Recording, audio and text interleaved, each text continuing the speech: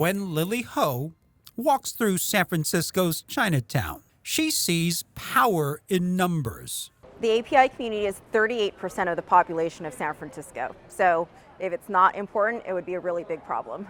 And when hate became part of the problem for the AAPI community, it was Lily and other community members who became part of the solution.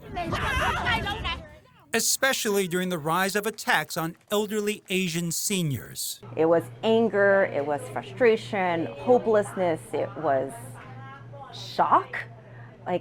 How can this even happen? At the time, the community felt their concerns were being ignored by then District Attorney Chesa Boudin.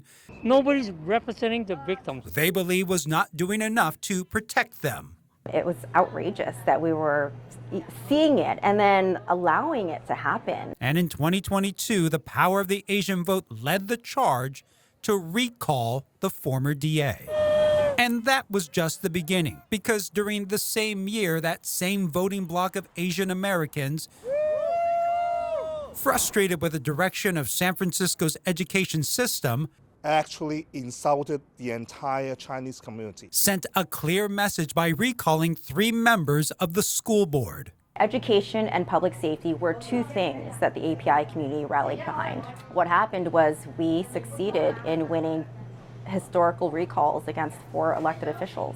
Han Lee covers both the AAPI community and now politics for the SF Standard. He says the school board and district attorney recalls changed the political landscape, forcing City Hall to take notice. This community has become increasingly outspoken and also influential politically.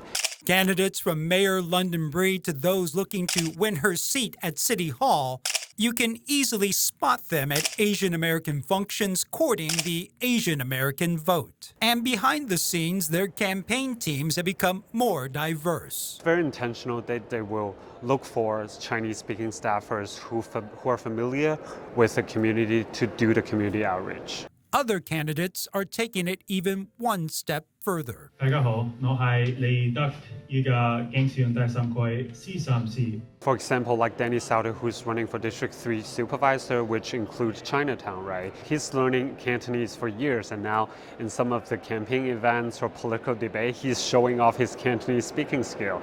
As for Lily, helping to organize the AAPI vote may be an awakening of her own. This past March, she recently won an elected position on the Democratic County Central Committee. There are still a lot of voters in the API community that aren't engaged, that aren't voting, that aren't registered to vote. Inspired to step into the political arena with more work to do to highlight the power of the Asian American vote. The community recognized that elections are extremely important to those things that they cared about. But also to amplify the power of representation.